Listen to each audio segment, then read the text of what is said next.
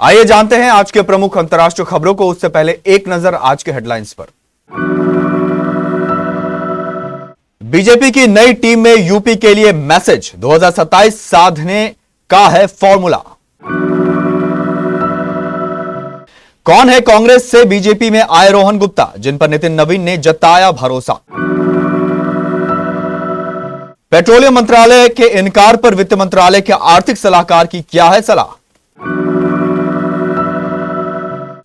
मैं अल्लाह के अलावा किसी की इबादत नहीं करता, वंदे मातरम विवाद पर बोले इमरान मसूद। ईरान से डील, ईरान में डील की कोई जल्दी नहीं, ओमान बीच में आया तो डोनाल्ड ट्रंप की खुली धमकी। स्पेन के स्यूटा में घुसपैठ की कोशिश नाकाम, 294 प्रवासी और 31 मददगार गिरफ्तार। अमेरिका करता है जापान की सुरक्षा, फिर क्यों छठी पीढ़ी का फाइटर जेट बनाना चाहता है टोक्यो। सोना 1703 बढ़कर 1.54 लाख पर पहुंचा, इस महीने 11,000 महंगा हो चुका। बेखौफ हुए इमरान हाशमी, सनी देओल के बाद आयुष्मान से लेंगे टक्कर। क्यों रविंद्र जडेजा और प्रभात जयसूर्या से अलग है मानव सुथार, पैरों के पिवटिंग से डाल रहे हैं गोल टेस्ट में बड़ा फर्क। नितिन नवीन की नई टीम में उत्तर प्रदेश के चेहरों ने 2027 की पटकथा लिख दी है। ओबीसी, जेन जी यानी युवा और महिला, जिस पर सीएम योगी ने भी अपना फोकस बढ़ा दिया है, वही नितिन नवीन की टीम में यूपी से भी दिखाई दे रहा है। युवा, ओबीसी और महिला, ये 2027 के विधानसभा चुनाव का मंत्र होने जा रहा है और यही मंत्र नितिन नवीन की टीम में उत्तर प्रदेश से दिखाई दिया है। अहम पदों पर कुल 8 बड़े चेहरे उत्तर प्रदेश से है, जिसने जातीय संतुलन और क्षेत्रीय संतुलन साधा गया है। नितिन नवीन के नई टीम के ऐलान के बाद अब इस टीम की पहली परीक्षा उत्तर प्रदेश के चुनाव में होने वाली है। कुछ महीनों के बाद उत्तर प्रदेश में चुनाव होना है, जिसका अक्स बीजेपी के इस नई राष्ट्रीय टीम में दिखाई दे रहा है। लंबे इंतजार के बाद भारतीय जनता पार्टी के राष्ट्रीय अध्यक्ष नितिन नवीन की टीम का ऐलान कर दिया गया है। नितिन नवीन की टीम में वसुंधरा राजे सिंघिया, तीरथ सिंह रावत, राम माधव समेत 13 लोगों को राष्ट्रीय उपाध्यक्ष की जिम्मेदारी दी गई है, जबकि उत्तर प्रदेश से आने वाले भोला सिंह, संगीता यादव और गुजरात के दिग्गज नेता रोहन गुप्ता को राष्ट्र मंत्री पद की जिम्मेदारी सौंपी गई है। बीजेपी की इस नई राष्ट्रीय कोर कमेटी की टीम में सबसे ज्यादा हैरान कर देने वाला और मास्टर स्ट्रोक नाम है रोहन गुप्ता का। जानते हैं रोहन गुप्ता कौन है और नितिन नवीन ने उन्हें इतनी बड़ी जिम्मेदारी क्यों सौंपी। देश में E20 को अनिवार्य किए जाने के बाद आम लोगों, खासकर पुरानी गाड़ियों के मालिकों की चिंताएं जस की तस है। ऐसे में वित्त मंत्रालय और पेट्रोलियम व प्राकृतिक गैस मंत्रालय के बीच नीतिगत मतभेद साफ नजर आने लगे हैं। पेट्रोलियम मंत्रालय ने हाल के हफ्तों में बार बार दोहराया है कि अब E20 की बिक्री दोबारा शुरू नहीं होगी, जबकि वित्त मंत्रालय के प्रमुख आर्थिक सलाहकार चीफ इकोनॉमिक एडवाइजर वी अनंत नागेश्वरन ने देश के एक प्रमुख समाचार पत्र में एक आलेख लिखकर E10 को फिर से उपलब्ध कराने का समर्थन किया है। नागेश्वरन ने यह आलेख वित्त मंत्रालय के आर्थिक मामलों के विभाग के सलाहकार आकाश पुजारी के साथ मिलकर लिखा है। वैसे इसमें कहा गया कि आलेख में विचार व्यक्तिगत है। इसके बावजूद वित्त मंत्रालय के उक्त सलाहकारों के विचारों से पेट्रोलियम मंत्रालय के अधिकारी असहज हैं।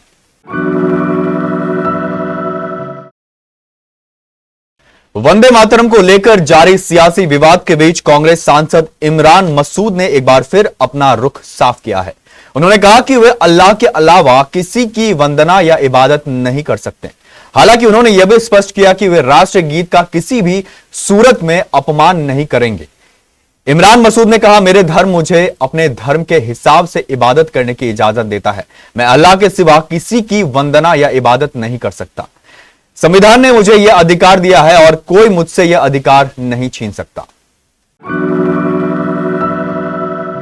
ईरान को लेकर अमेरिकी राष्ट्रपति डोनाल्ड ट्रंप ने अपना रुख पूरी तरह साफ कर दिया है। उन्होंने कहा कि अमेरिका को ईरान के मामलों में कोई जल्दबाजी नहीं है। साथ ही ट्रंप ने यह भी बताया कि ईरान के रेवोल्यूशनरी गार्ड्स के अधिकारियों से पर्दे के पीछे बातचीत का रास्ता खुला हुआ है।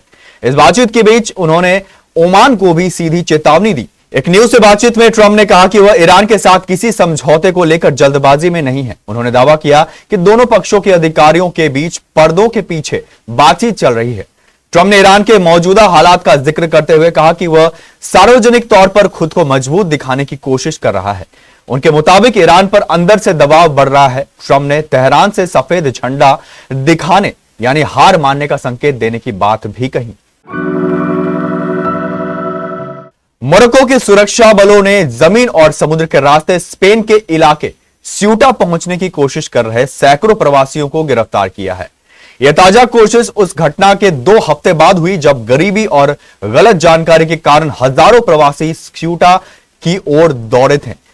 यह इस इलाके के सबसे खतरनाक माइग्रेशन संकटों में से एक था। आधिकारिक आंकड़ों के अनुसार सीमा के दोनों ओर 90 लोगों की मौत हुई। मोरक्को के सरकारी ब्रॉडकास्टर मेडी वन टीवी ने रविवार को बताया कि शनिवार को स्यूटा में घुसने की कोशिश कर रहे सब सहारा अफ्रीका ने 294 प्रवासियों को गिरफ्तार किया है। प्रवासियों की इस कोशिश में मदद करने के आरोप में 61 मोरक्को के नागरिकों को भी गिरफ्तार किया गया है। सीमा पार करने की ये कोशिशें इंटरनेट मीडिया पर उन पोस्ट के बढ़ने के बाद हुई जिनमें प्रवासियों से मोरक्को के उत्तरी तट पर स्थित स्पेनिश शहर स्यूटा जाने के लिए कहा गया था।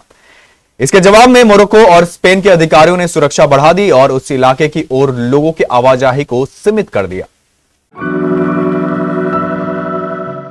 अमेरिका, रूस और चीन ने 5वीं पीढ़ी के फाइटर जेट डेवलप किए हैं और अपने अपने सहयोगी देशों को दिए हैं। इसके अलावा साउथ कोरिया अपना KF-21, तुर्की अपना KAAN और भारत अपना AMCA प्रोजेक्ट पर काम कर रहा है। कई देशों ने अब 6ठी पीढ़ी के फाइटर जेट्स पर भी काम करना शुरू कर दिया है। चीन अपना चेंगडू J-36 और शिनयांग J-50 डेवलप कर रहा है। अमेरिका ने 6ठी पीढ़ी के फाइटर जेट की टेस्टिंग शुरू कर दी है, लेकिन इसका प्रोटोटाइप परीक्षण 2028 में शुरू होने वाला है। यूरोपीय देश फ्रांस, जर्मनी और स्पेन मिलकर फ्यूचर कॉम्बैट एयर सिस्टम यानी कि FCAS बना रहे हैं। इसी प्रोजेक्ट में भारत के शामिल होने की बात भी चल रही है। रूस ने एक बार फिर चर्चित MiG-41 के बारे में बात शुरू कर दी है, जो 6ठी पीढ़ी का फाइटर जेट प्रोग्राम होगा। इसके अलावा इटली और यूनाइटेड किंगडम के साथ मिलकर जापान भी ग्लोबल कॉम्बैट एयर प्रोग्राम पर काम कर रहा है। कनाडा भी इस प्रोग्राम में हाल ही में पर्यवेक्षक के तौर पर शामिल हुआ है। इसका टारगेट 2035 तक 6ठी पीढ़ी के फाइटर जेट का प्रोडक्शन शुरू करना है। सोने चांदी की कीमतों में आज यानी 17 अगस्त को बढ़त है। India Boolean and jewellers association के मुताबिक 10 ग्राम 24 कैरेट सोने का दाम 1,703 रुपए बढ़कर 1.54 लाख रुपए पर पहुंच गया है। 1 किलो चांदी की कीमत 2,531 रुपए बढ़कर 2.36 लाख रुपए पर पहुंच गई है। इस महीने यानी अगस्त में सिर्फ 17 दिन में ही सोना 11,000 और चांदी 18,000 रुपए महंगी हो चुकी है। हाल ही में रिलीज हुई फिल्म आवारापन 2 से लोगों का दिल जीतने के बाद इमरान हाशमी एक और फिल्म के साथ बड़े पर्दे पर आने को तैयार हैं। उनकी आने वाली फिल्म का नाम गन मास्टर G9 है, जिसमें जेनेलिया डिसूजा और आपार शक्ति खुराना भी है। एक्शन, रोमांस और म्यूजिक के मजेदार तड़के वाले इस फिल्म की थिएटर में रिलीज होने की तारीख तय हो गई है।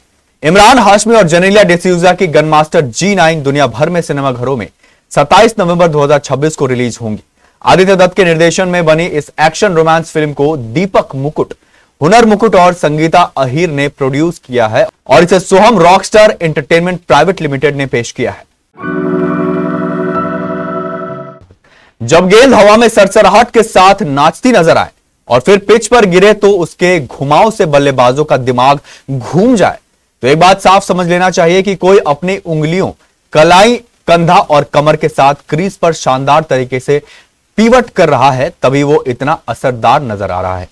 गॉल की पिच पर मानव सुथार का शानदार टर्न इस बात का सबसे बड़ा सबूत है कि पारंपरिक गेंदबाजी में थोड़ा सा तकनीकी बदलाव भी खेल को पूरी तरह बदल सकता है। श्रीलंका के गॉल इंटरनेशनल स्टेडियम की स्पिन अनुकूल पिच पर भारतीय युवा स्पिनर मानव सुथार ने गेंद को हवा में जिस तरह से नचाया, उसने सभी को हैरान कर दिया। हालांकि इस मैच में प्रभावित जयसूर्या और रविंद्र जडेजा जैसे दुनिया के दिग्गज और स्थापित बाएं हाथ के ऑर्थोडॉक्स स्पिनर भी खेल रहे थे, लेकिन सुधर के एक्शन के उन्होंने एक अलग ही धार दी। तीनों गेंदबाज पारंपरिक बाएं हाथ के स्पिनर हैं, लेकिन गेंद को रिलीज करने का तरीका, शरीर का झुकाव और उंगलियों का इस्तेमाल तीनों को एक दूसरे से बिल्कुल अलग और अनोखा बनाता है।